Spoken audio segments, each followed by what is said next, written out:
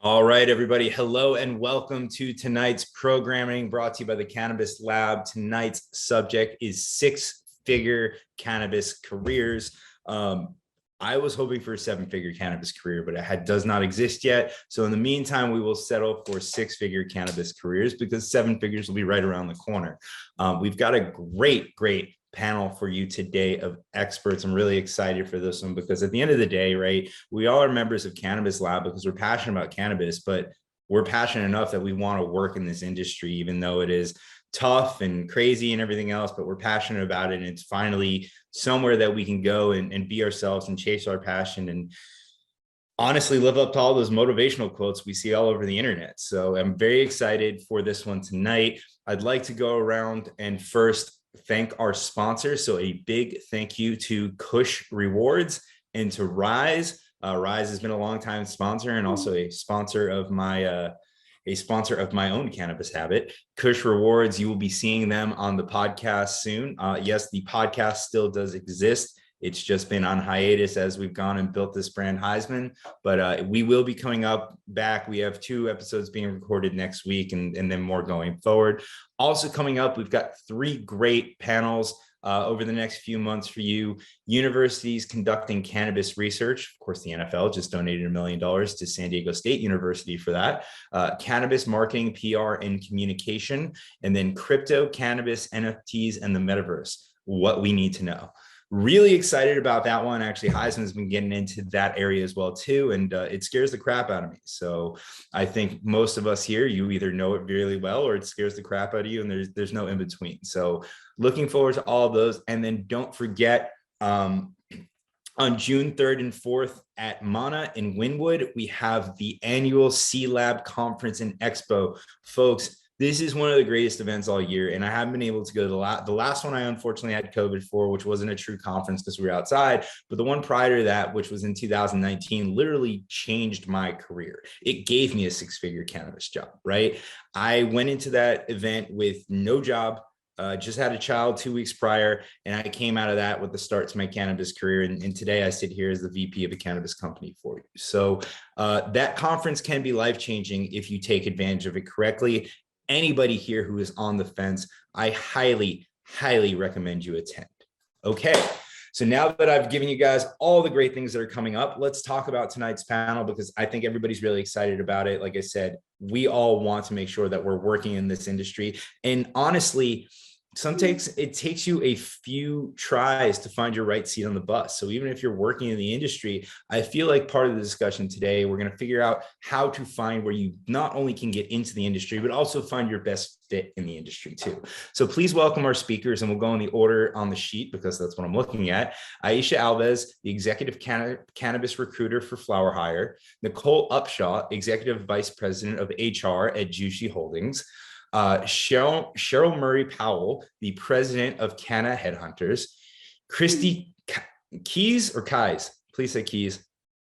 Sorry. Keys. Usually I would have asked you beforehand, but clearly I joined late. Kristy Keys Knupp, Vice President in Talent Acquisition for Ascend Wellness Holdings, and Natalia Velasco, who is the Chief People Officer at Fluent. So some great people in great positions here are going to tell you all about what they are looking for when they're either recruiting people or hiring people for their organizations. So with that being said, I can go ahead and turn this over to the panel, and I think we're all really excited to hear what you have to say. Thanks, Todd, and thanks for that great introduction. And before I even get into anything, I will second that notion about the C-Lab conference. I was present at the one in 2021, the outdoor one, and that was also a game changer for me. So again, if you're on the fence, definitely check out that conference. So just welcome everyone to this month's Cannabis Lab panel. Obviously, we're talking about 6-figure cannabis careers. And today we've brought together some of the best people leaders in the space to discuss not only what the industry is looking for in their executive candidates, but also how to best navigate the challenging process of pivoting into the industry, or if you're already active in the space, things to think about when you're planning your next move. So as Todd said, I'm Aisha from FlowerHire. I manage many of the executive searches across the East Coast, as well as actively participate in helping build the cannabis community within the industry, whether it be local networking within Florida or working with groups promoting diversity and inclusion in the space. So let's jump in. To start off, well, why don't I let each of you guys give yourself like a quick intro, just so, they don't have to take our words for it. Kristy, you want to just give us a quick hello? Yes, hello. Thank you so much for having me tonight. So happy to be here. I will tell you, I am the newbie of this group. So I am new to cannabis and new to Ascend Wellness, and just finished my 90th day with Ascend Wellness. And so happy to be here. I came out of more traditional retail and lead talent acquisition as we prepare Ascend Wellness to scale in our continued growth efforts. So thank you. Cheryl, let's pass it to you. Yes, good evening, everyone. My name is Cheryl Powell, Esquire. I'm a cannabis, agricultural, dietary supplement, and trade attorney. Spent a lot of my time in the industry over the past 6 years working on legalization efforts. So it's really great to see this industry that we've created.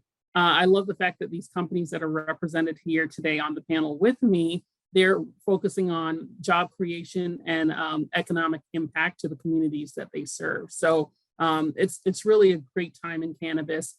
I have been the first general counsel for minorities for medical marijuana.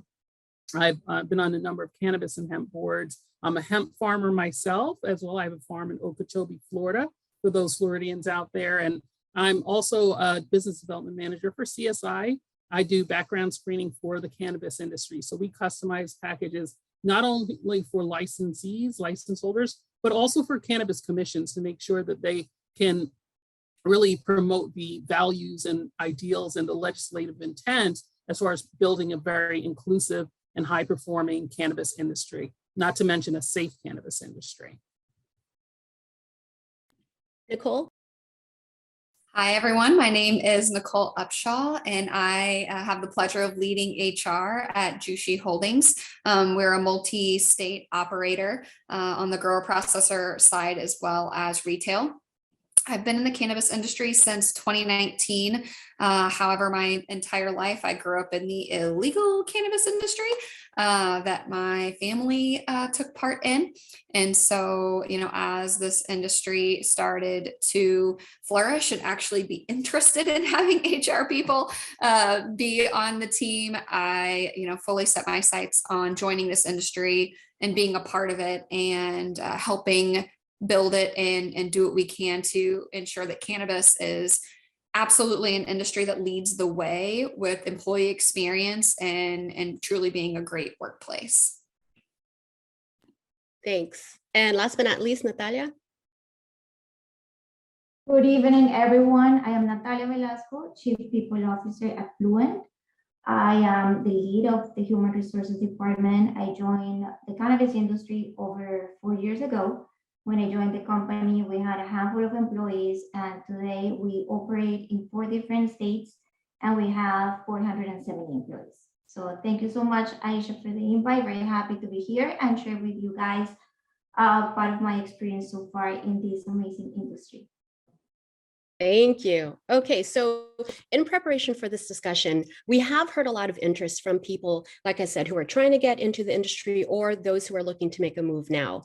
And to kick off the conversation, I do have a two-sided topic for us to jump into, which is the biggest question on everyone's mind. What are cannabis companies looking for in a new executive hire? And on the same note as that, what are you guys doing to attract some of the best talent in this highly competitive market?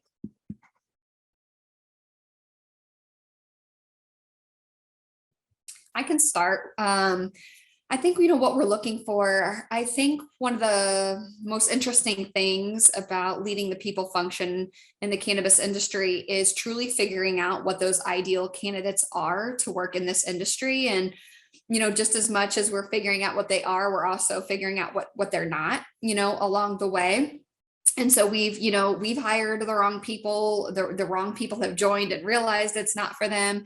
And I think now, for me personally, after doing it for almost 3 years, one of the things I've really learned is you really can't be half in about cannabis. You truly have to want to be a part of this industry, and not like, oh, well, I saw the posting and the job description catches my attention.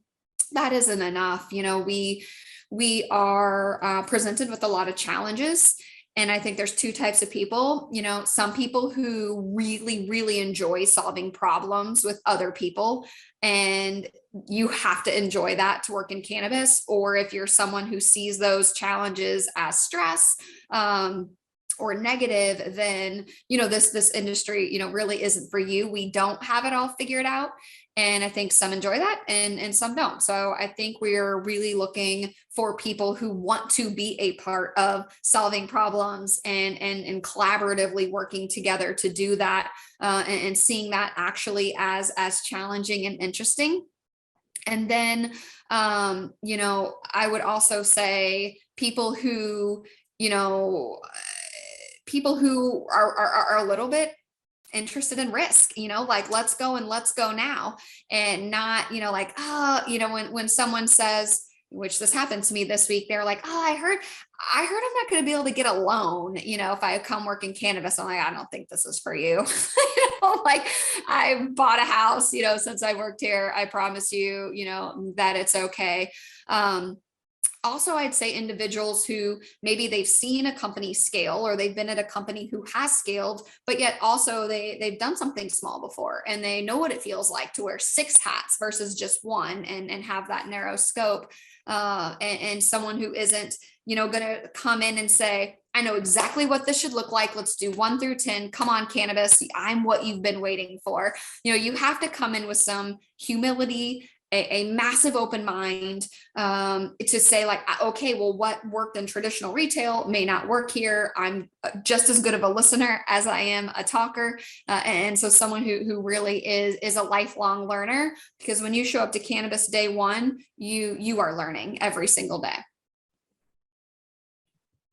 Yeah, I'll just step in. I agree with everything that Nicole said. I would only add to that the people in our industry, they need to have like a sensitivity to the patient experience, especially in medical state. So you're going to be in a very diverse environment. So when we talk about diversity, it's not just ethnic diversity, but you're going to be in a very gender diverse, professionally diverse as far as backgrounds. If you look at the panelists today, we represent a lot of diversity. We have people with a background in the legacy industry, with people who just came over from traditional industry a few months ago and they're new to cannabis. You're going to see that range of diversity from a lot of different aspects. And we need to be open and collaborative in how we work together to commit to the company's values and the company's goals. So an open mind is really important. Compassion, because it is, the cannabis industry built itself on the backs of patients. So there are a lot of people with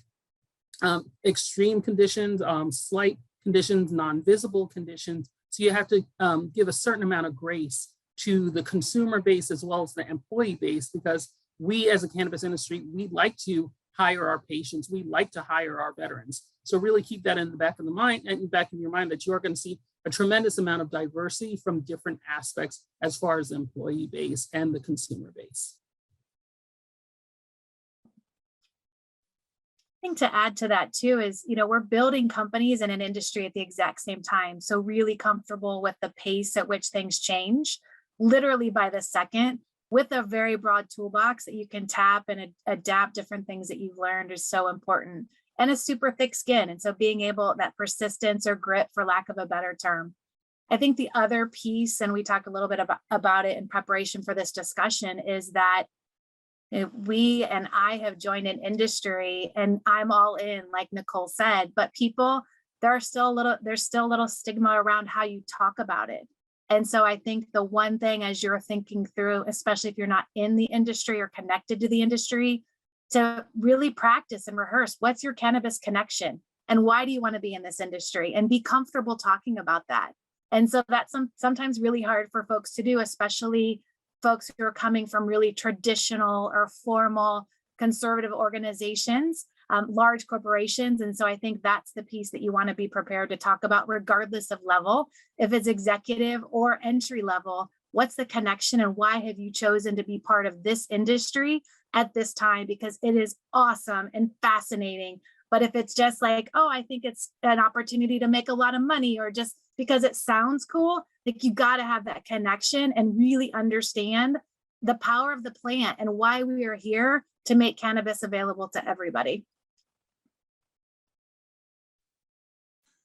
I couldn't agree more with everything that you guys mentioned. I think is an amazing industry. I think, for example, I came from a traditional background, and after 4 years in the company, I think people need to come with the idea that they want to be part of a new industry. Is very like a startup environment, so be ready to work hard. But also, I think it's crucial to be humble. If you come with amazing experience and you're being in positions where you handle a group of people and you were very successful, you need to come in and just left that ego at the door. And I'm repeating this from a friend that is here in this panel that mentioned it, and that really stayed in my mind, because it's coming to join a group of people from different backgrounds, different experience, people that maybe it's been in the industry for years, and some people that are more traditional. But I think we all need to come in with our hands on, roll up the sleeves, and get the job done. So I think it's an amazing opportunity. I love what I have learned in this industry, and I'm so happy every time that I see people coming from the traditional work joining this industry, because I think it's really great, and working together as a team, we really can make a difference. I agree with everything, and thanks for sharing all of that. I think what we'd also love to hear is, like you said, there's all of these things that the companies are looking for, but what about, what are we offering the candidates? I think people who think about coming into cannabis sometimes assume, oh, but do I have benefits? Is it going to be like a regular job? Sometimes people think that it's a completely different world.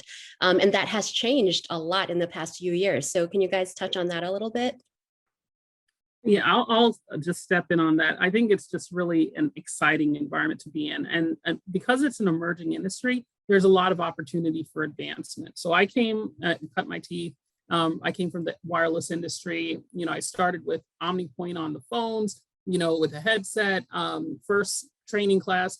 In 6 months, I was a supervisor. Within 6 months from that, I was a deployment manager. I got an opportunity a few years later to move to headquarters in Bellevue, Washington, and then I worked for them in England.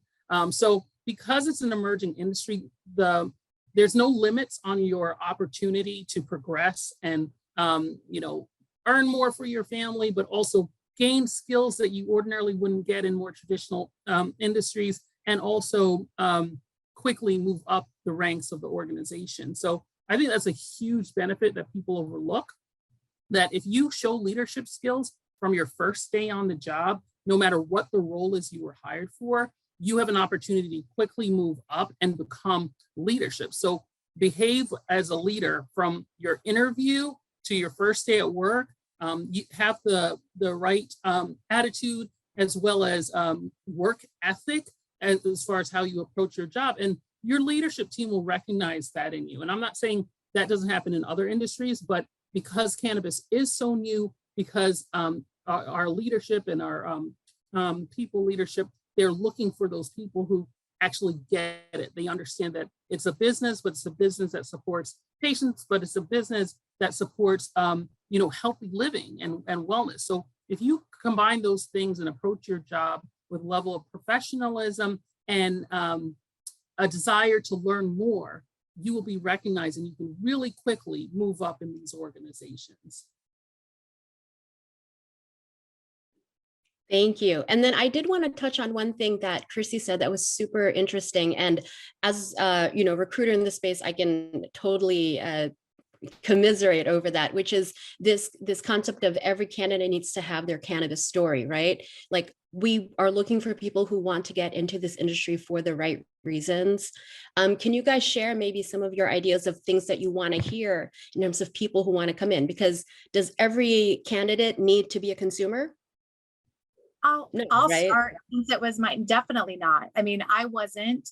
I live in Florida, so I'm in a medical state. And truly, when I was tapped for the role, and this is the first head of talent that Ascend Wellness has had, I hadn't really thought about it as an industry, which is really sad, right? Like it's one of the top 3 emerging industries. But it truly is just some sort of understanding and connection. So you hit it on the head. That doesn't mean you have to go home and take a gummy every night to go to sleep, or that you're regularly checking out the newest smokes that are coming out, whatever it is, but it's some sort of connection. Mine was through the medical field with family members using it for pain. My elderly neighbor that I could time 27 minutes after she took her gummy, she could swallow and the shakes from her Parkinson's stopped. And so it truly is that connection of, again, I hate to quit calling the power of the plant, but truly understanding and have some sort of affinity for what we do, because it's challenging, it's tough. You've heard it from every one of these amazing ladies on the panel that it's fast and it's coming at us hard. And so it truly is some sort of connection, but it doesn't have to be that you are an avid consumer. Now, I'd like to shift the conversation a little bit toward, because up until now, we've been talking about people who are pivoting into the industry. And what we're seeing now in the talent field is that we're starting to see people who are already working in the industry looking to make that move, looking to make their next step for, the continuation of their cannabis story. So in regards to that, and with the growth of the industry across the country, we're seeing a lot of people who are open to relocating to find their perfect job in the industry. And, as many of you guys are representing MSOs, I'd love to hear your input in terms of what are some things that they should keep in mind when they're looking at going from state to state with their career.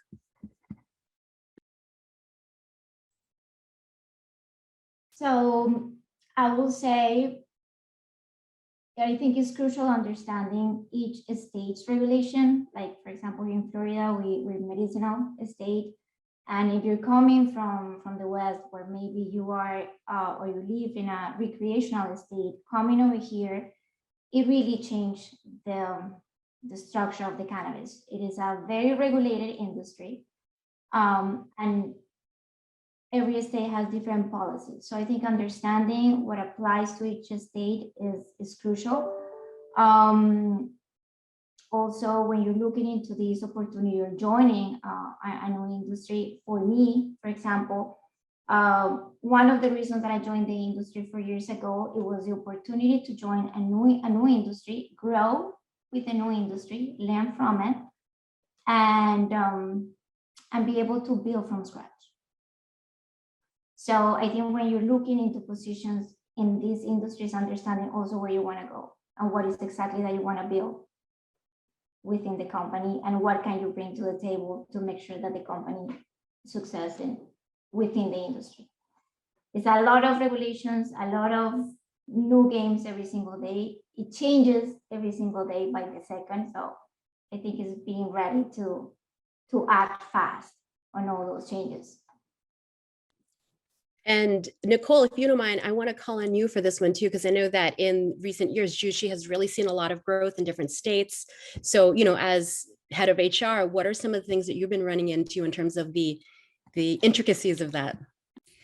Yeah, honestly, we have a lot of success with people having a ton of respect for shifting states or shifting programs, and knowing that there's a learning curve. And so, we've definitely recruited a lot of people from the industry, or when we've acquired things and we've moved people around. And I think when you already are in the industry, you have a huge appreciation for all the rules and regulations in your own state. And so when you go somewhere else, you're like, no, I get it. I need to read the regs. I need to read the room. I need to figure out what's going on here. If something's going to humble you and remind you, you have a lot to learn, it's cannabis.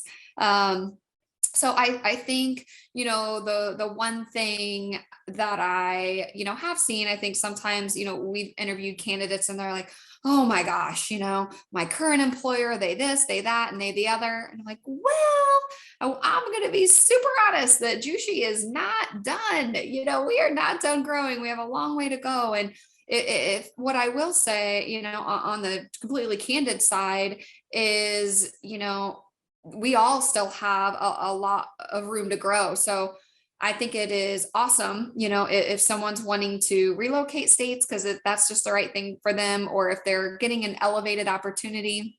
And so there's career growth for them with another company. But, kind of leaving one company to go to another thinking, oh, they have no problems like that. That isn't going to be the case. Like we all still have, problems to solve in this emerging industry. But yeah, I'd say, we've had really great people leave us and for career advancement in other companies, and we've done the same. And I think that people in this industry are just generally really great at doing their research and being super respectful of what they have to learn when they get to the new spot. And I was just gonna add on to that the mergers and acquisitions that are happening in cannabis are just getting started. If you are not open, if you're, I know some people have a situation, whether it's a childcare situation or, their spouse is happy there, or they're in school or other restrictions that would keep them from relocating. But if you are, don't have those obligations, be open-minded, because if a merger happens and, the headquarters may change, you may have a new opportunity in a new city, absolutely take advantage of that. Being able to travel. And I know, when we spoke in our pre-meeting, we spoke a little bit about COVID and how it impacts, travel, even travel for particular roles and things like that, especially at the executive level, the C-suite. But even with that in consideration, you have to think about where the opportunities will lie in the company. Don't get too comfortable. Again, prepare yourself for what is the best case scenario. Most people who are successful, in their wildest dreams 10 years before, 20 years before, they never even envisioned that they would be doing what they're doing. So really be open, find mentors, have a good relationship with your human resources team as far as the best way to approach career pathing, as well as your direct managers. And, be that person who's like, I'd like to be on some type of career path. I'd like to have a weekly, monthly conversation about development so that I can be my best self and I'll be ready for this other role that I have my eye on. Apply for things that seem out of reach. And if you don't get it, get the developmental feedback as to why you weren't qualified for that role. And then use your time to prepare yourself and align yourself with people with those skills so that you can learn. Thanks, Cheryl. And, along that note, thinking about how the industry and the market itself is maturing, I think another thing that we're seeing is that the competition for that top talent is really heating up, right? Whether it's through a merger acquisition or whatever, people are making moves, and, everyone wants to get those people with really great talent. So what we're starting to see also, and I'm sure you guys can all agree, is we are starting to see more legal issues that must be taken into consideration during the hiring process, be it non-compete agreements or, really looking at compliance when it comes to background checks and things like that. So, what would you be able to share with us that would be good for people to keep in mind as they are looking to make a move? And I'll actually send this right back to Cheryl, because I know you probably can speak to the background check piece of this. Yeah, definitely with regards to the non-compete agreements, it's something that we're seeing more of in the industry. I think executive leadership of companies are kind of trying to decide what are the right roles that need to have that type of obligation as far as a non-compete. You may get it as soon as you walk through the door. It may be something that's a requirement throughout the entire organization, or it may be for specific roles, or if you're promoted to a specific role. So, with a non-compete, it's only as good as enforcement capabilities. Usually enforcement turns on, how long it is that reasonable? And what's the geographic area? What's the distance that it would cover for the role? Of course, no one wants to make someone unemployable, period. But there's a tremendous amount of intellectual property in our industry, trade secrets in our industry that have to be protected. And that's why you're going to see these non-compete situations, especially at the executive level. Because with my work at CSI from a screening perspective, what we do as a company is we work directly with the hiring managers or the person who's making the screening selections decisions to build packages based on, the amount of risk, the access to intellectual property, as well as the access to secured areas of the facility. So if you have increased access to intellectual property, well, your legal team will most likely say that person needs to have a non-compete. And also when we're developing screening packages, we're going to make sure that we understand the person's employment background. We understand the person's education background. If it's relevant to the work that they're going to be doing, you want to make sure that someone who's hired as a chemist actually went to school for chemistry, because then it becomes a public safety issue. And then with regards to the access to the secure areas of the facility, that really impacts the licensee, the company's ability to keep their license active. And we all, once you're part of a company, you need to be invested in them keeping the license, because this is a highly regulated industry.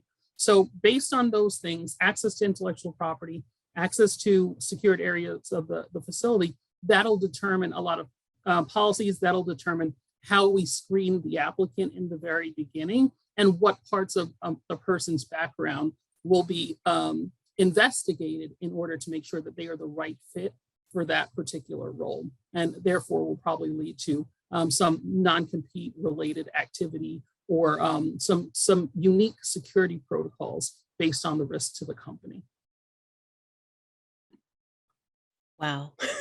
There's so much to think about. And I'm so glad that you are with us today, because I think that, with your background, really adding a different dimension of understanding to that piece, because we as hiring managers or HR leaders, we're dealing with it from day to day, but to really kind of see the reasoning behind all of these restrictions that are coming into place, I think is really valuable. And I will also say to the panel and to the attendees as well, we do have a couple more questions, and it looks like we're going to have a little bit of time toward the end. So if you do have questions that you would want to address to the panel, please feel free to pop it into the chat, or, we can free up some time toward the end and have a little bit more of an open discussion, because I'm sure what they're talking about is giving you more things to think about, more food for thought, and more questions.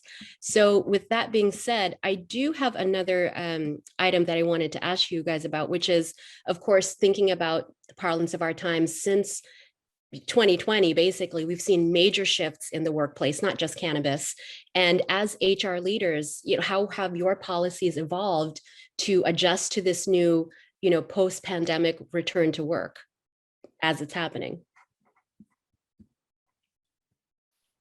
For us, I'd say, first and foremost, we're here to serve our customers and patients. So on the retail side, we've done a lot of what everyone else has done to keep our people safe, with masking and physical distancing and incentivizing for vaccines, ensuring that people aren't working sick.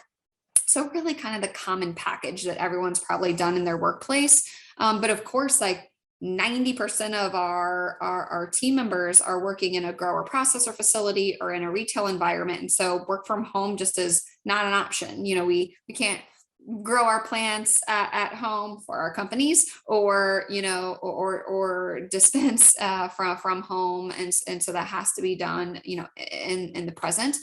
And, from our operation support center, much fewer people, but it is a high level of collaboration. And so for the most part, we've had a lot of presence there as well.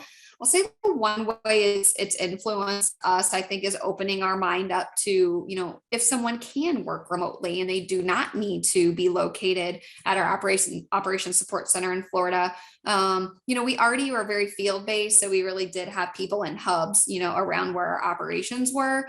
But I'd say from administrative support functions, we've gotten even more open-minded to saying okay, cool, you live there, that's great. You really don't need to come into the office. And we have all these tech tools and such, and we know how to function like that now, and caring a lot more about getting the right talent versus, talent that lives in the right place.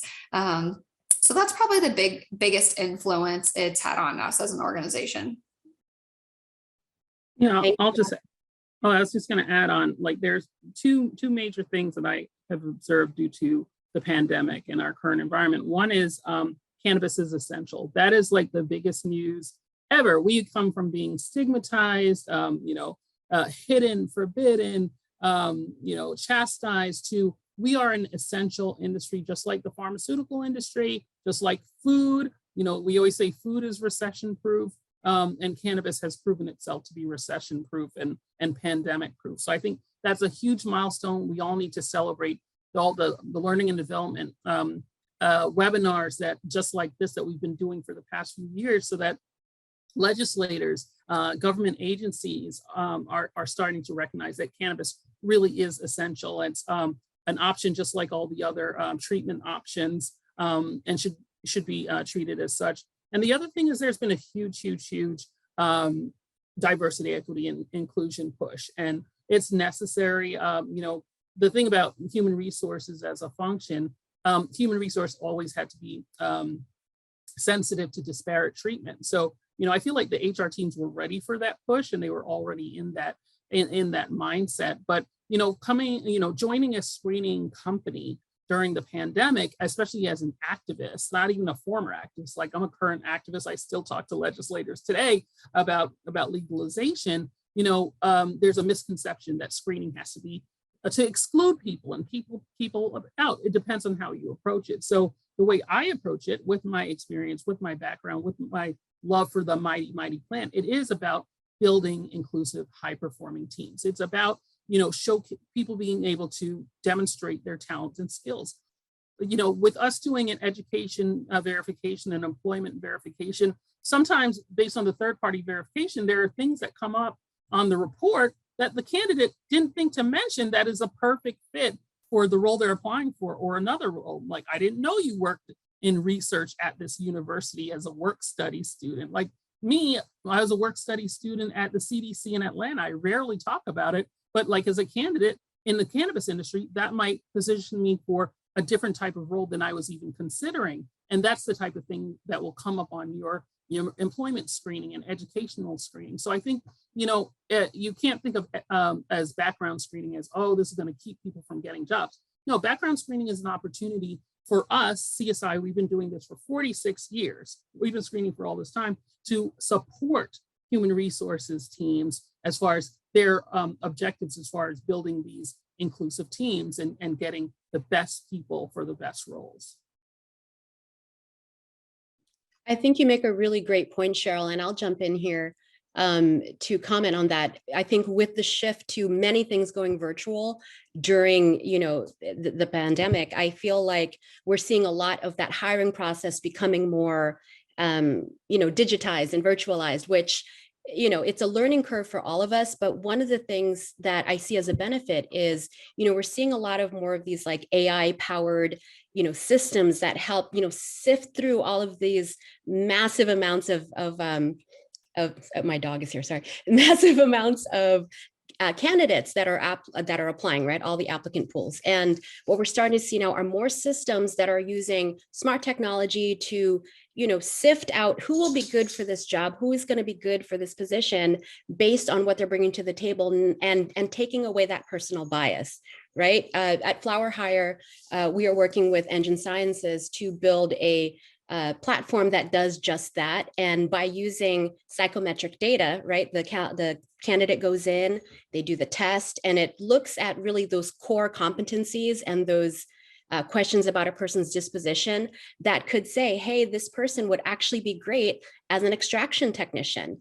And maybe if it were a human looking at their resume, our bias would say, no, this is not the right fit. But, using technology, it kind of takes away some of those roadblocks and shows us the possibility or the potential in someone that might not normally have that potential. So I think that's interesting.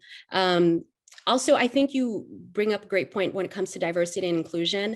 I think that as people leaders, we cannot ever be together without talking about how that is an integral part of how we build our teams. I'd love for you guys to talk a little bit about, maybe some of the efforts that are happening in your companies around diversity and inclusion. What are you doing now? What do you hope to see in the future? And maybe not even just at your companies, but things that you're seeing in the industry that are very cool. Kristy, I see you smiling there. Do you want to jump in and add something here? It's interesting. So it's something that we're really formalizing our strategy. And as Cheryl had said earlier, It's really who we are, and you want to make sure that you reflect your customer base. And that's, again, part of the love of the industry. There's nowhere else other than a dispensary where you might be able to walk in and see a millennial hipster helping a vet with his wife with the kid, and like the diversity in our customer base is so amazing. That said, Ascend Wellness, and I wanted to tap on we're virtual for most of our corporate jobs already. But when we think about our diversity efforts, we're obviously working on our employment resource groups internally, as well as our partnership and commitment with Last Prisoner Project. And so big commitment there. And then how do you get some of these folks that are successfully going through programs through LPP to reintegrate into the workforce? And so we're coming at it on a couple different angles, but truly just getting started in regards to formal programs. But I will also tell you, much more diverse industry, again, first 90 days than I've been in the last 15 years, just in regards to our current population without formalized programs. And so when you think about openness, respect, all of the things that this panel has talked about throughout the panel so far, it's evident in this industry in spades. So excited to be part of the story. Natalia, did you want to jump in and add something there? Yes, so I think with Kristy, I agree. All the people that we have in our company, we're very diverse. I don't think we have, I will lie if I tell that we have a program in place, because I mean, it's a startup and we continue building little by little every day. But when we look at our employees and our patients, diversity is everywhere. And I think that's the beauty also from the cannabis industry, that you can really bring people from different backgrounds, different talents.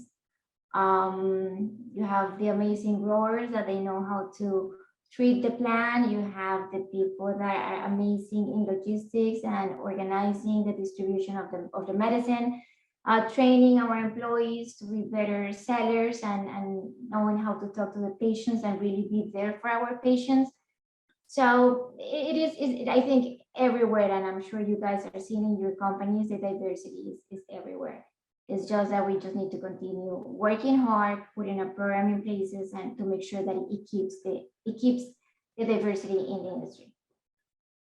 Yeah, and I was just going to jump in and say, CSI, we're a national company. So what we're seeing is a diversity in the licensee pool. So we have licensees who are multi-state operators, and they have, their own HR teams. And then we have literally, maybe it's an equity applicant or a micro business applicant who's gotten a license and then they don't know where to go next. So being that first point of call, because their commission requires that they screen employees, including themselves as an employee, we're able to really guide them in the right direction as far as, what's next. And because we have such great partners, like example, our relationship with FlowerHire and other companies, where we can say, okay, if you're going to need staffing HR support, here are 3 companies that we work with that you can choose from, because we don't want to make the choice from them, but we do have the benefit of building these relationships and kind of pointing them in the right direction. And even as we develop their screening packages, we take that into account. And like a small company, they may struggle with I-9 verification, keeping track of I-9 forms. Instead of keeping your I-9 forms in a folder and that travels with whoever, the sister, brother, or cousin who's doing HR, let's just keep it online through our system, our CSI portal. We have a documents area, we have electronic I-9 for that small company. Same like notarization. You may not have a notary, you have to travel across town, go to the banks, get notarization.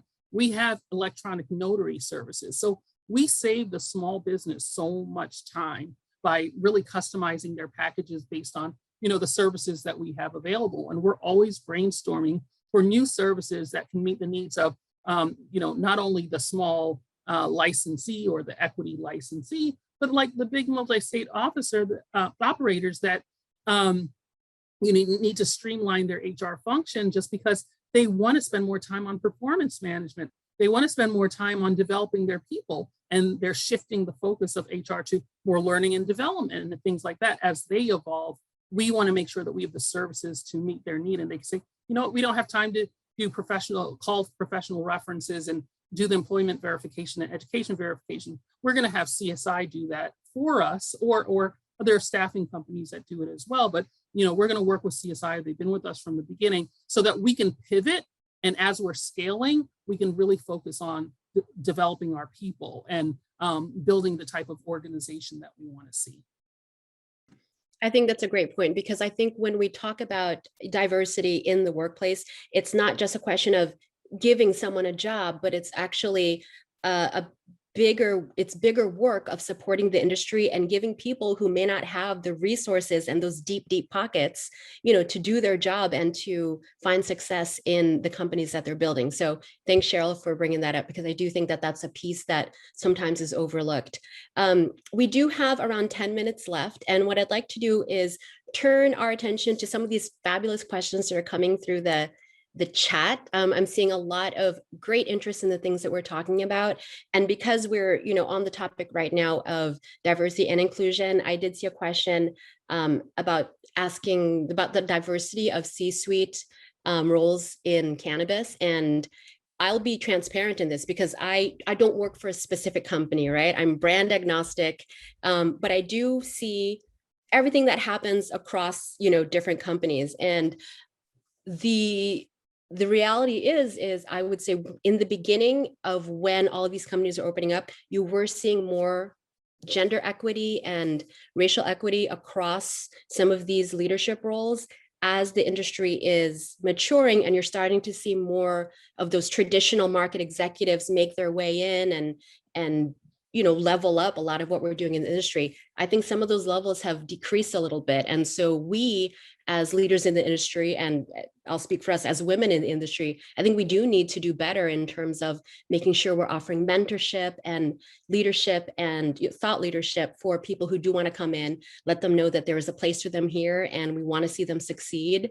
But it's something constant that we need to be mindful of, right? It's not going to happen by itself. This is work that we need to really make an active effort in. Do you guys agree? Okay, so I have some questions here and I wanted to let you guys think on this too. Okay, this is from Ricardo. Hi, Ricardo. What are some managerial to C-suite roles that are in high demand for the industry? Hey, Ricardo. Almost everything. I mean, I'd say we've hired a lot of managers for our retail stores as we are really trying to add a bit more retail chops into our retail business.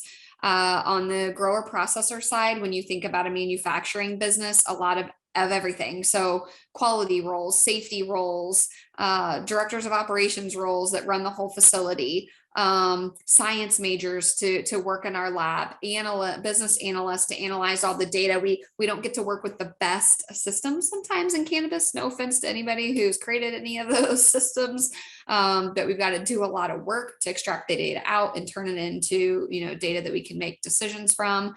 HR roles. I have HR roles open. Construction roles, are aplenty at Jushi. It really is a lot of things. IT. I mean, we have a ton of IT roles, and I would, one idea would be to go to Jushi's career site. We did have 320 roles open. We are down to 190, thank goodness. But that will give you a very good idea of what all type of roles are available in the cannabis industry, because I feel like there's just a little bit of everything. I agree with that. We're same. And it's a lot of newly created roles. So whether it's VP of engineering, VP of construction, there's so much that's happening with the growth trajectory that all of us are on. And so I think it is making sure that you're out there checking the boards. But the other piece too, and it's not even specific to cannabis, is make sure that you're visible, right? And so making sure that you've got your LinkedIn profile updated. Think about how you present yourself to cannabis, and especially when it comes to transferable skills. So, we get so many resumes, it's like, I'm not even sure why they applied, and unless it's really detailed. So just think about how you market yourself in regards to the roles that you're applying for, but also make yourself visible for any type of confidential work that the recruiting teams are working on. Because we obviously, again, not specific to cannabis, not every job gets posted, especially at the executive level. So make sure that you are putting your profile out there in a way that folks can find you. Me specifically, I'm going to find you. So please make yourself visible so I know what you love to do and what you want to do so we can come and get you. I will also add to this. I think that another area of work that is always in demand in cannabis are those people with really strong finance and accounting backgrounds. I think that, you know, as the industry again is growing, they're going to really need people with those chops to come in and make sure that everything is handled the way that it's supposed to. You know, when it comes to looking at budgeting and planning, all of those things are really essential roles that need to be filled. And these can be from the managerial all the way up to your CFO type positions. And, you know, it is what it is. People who work in these very analytical and accounting based jobs, not all of them are super like willing to take a risk. And as we have all said, you know, working in cannabis is a leap of faith. So if you are out there and you are awesome with numbers and you are ready for a challenge, call us because we need you. Yeah, I just say that cannabis is the world where your dreams, your aspirations, your compensation goals, it collides. That's where all these things collide because, like, again, you can be a creative. You're like, 9 to 5. I'm just a creative. I like to create things. I do graphic arts, blah, blah, blah. And then you get with a cannabis company and like literally your art is on billboards. Your art is on buses and in magazines and on websites and things like that. So there's no limit. This is really where you can really explore what you're passionate about, what your skills align with, and really look for the right position. When you have an industry where one employer says, yeah, we have 190 jobs open, and then again, that's just one of 4 people on this call that or 5 actively hiring at this point. There's probably 1,000 jobs sitting right here with my fellow panelists. So, you know, that's such a huge opportunity, and there has to be one that matches your passions. You wanted to be an actor. Well, cannabis companies are doing educational video, whether they're internal for their staff or external. Maybe there's an opportunity for you to get into video production. You're a photographer doing headshots for the company. There's so many ways that you can really be passionate, really be excited about getting up every day and going to your work in this industry. Thanks, Cheryl. Another question that I saw come through here is from Ivan. And, you know, obviously this panel is really geared toward those 6-figure jobs, you know, at the managerial and executive level. But I do think it's worth to touch on this, you know, as a college student, is there any advice on paths that we can currently take in this growing industry? Yeah, I think that is a great question. I saw some of the comments and questions come through about from maybe people who are about to graduate college. And I would just say, get in somewhere. You know, sometimes I see, you know, just speaking from Jushi personally, you know, when you're building, sometimes that your hiring managers in the organization are like, somebody right out of college, like I've got to have somebody with some experience because there's so few people on my team. Like I can't do a whole lot of teaching. And we're just now, I'd say, getting to the place where we're like, you know, we're starting to really hire folks right out of college or just a year or so out of college. So keep applying, connect with people like crazy on LinkedIn with the company. Just go connect with everybody, you know, connect with everybody, message everybody, see who you can get to respond. So don't just apply to a job posting. That, you know, I totally hear you. Somebody, and they're saying like you don't get a response when a company's receiving hundreds and thousands of applications to a role. Don't just do that one thing. You know, find a company like FlowerHire and connect with their recruiters and try to get your resume in front of cannabis recruiters who can, you know, Jushi works with FlowerHire like every day, 4 times a day. So, you know, that's a great way, you know, to get in front of cannabis companies, you know, by getting in front of them. 1, and then, you know, 2, those LinkedIn connections. 3, what about going and working in the store or the facility first? You know, go work, go be customer care agent in our dispensary and learn it that way. And, oh, hey, by the way, I have this degree and this is what I'm really trying to do, or, get into packaging, but, start somewhere in our operations. And then, oh, by the way, also I'm interested in doing this, but that would be, another way to get your foot in the door. But I think all of us would probably say we do our best to really check those LinkedIn messages for people who are trying to get into the industry. I prioritize those messages over any of the other LinkedIn messages that are coming through. And of course, there's a lot of people working at all of our companies. And so you can really try to take that approach with people in the department that you're interested in working in. Yeah, and I did see in the Q&A, there was a question about law school students. So I'm just going to be really brief with this.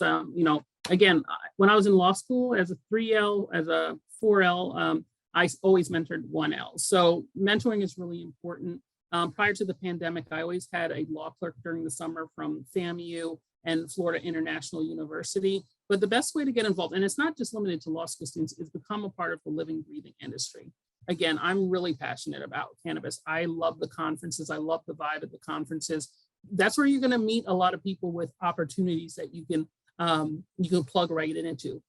Cannabis is a very high compliance industry. So, and the compliance in cannabis can mean so many different things. Are you compliant with your training that you need, mandatory training for the state? Are you compliant with, how you're doing your SOPs? Are you compliant with your packaging? So for a law school student, it's actually like heaven, because you can just really narrowly focus on one area, get with the company and do, just review their labels, or just mentor with the general counsel. And, or if it's a lobbying company, go to lobby days and be involved in that way. So huge potential. I would say network, collect all those business cards, write on the back of the business cards, something memorable about the person, and follow up. Too many times we go to networking things and we never, ever follow up. And that could be the person who holds the key to your next job and your career. I'm going to second, third, fourth, fifth that sentiment. Get out there, go to the events. I think that cannabis is still small enough where you see some of the same people at these events, and you'll start to see familiar faces. Get in their lane. If you want to be part of this industry, then you need to make yourself a part of the industry by talking to people, listen to their cannabis stories, talk about what moves you. It's all about human connection. And while it is a numbers game when it comes to applying online, when you make a personal connection with someone in real life, that's something that you really can't put a value on. So I say definitely hit up those events, go to the booths, let the people at the booths give you their spiel, because that's an education as well. So that's my 2 cents. I love going to events. Okay, so unless you guys have anything else to add, we are right at the hour mark. And so I want to thank everyone again. Thank you, Cheryl, Kristy, Nicole, and Natalia for joining us. I think this was an awesome conversation with lots of different points of view. Thank you, Todd and C-Lab, for inviting us all and giving us this platform to share all of these ideas that we're so passionate about. And finally, thank you to all the attendees who came and spent your evening with us. We loved hearing your questions, and we see a lot of connections going on in the chat, which is awesome. And we can't wait to hear from you moving forward, whether it is here or at an event or in our inbox. So everyone, take care and have a great night. Thank you. Thank you, everyone. Thanks. Bye-bye.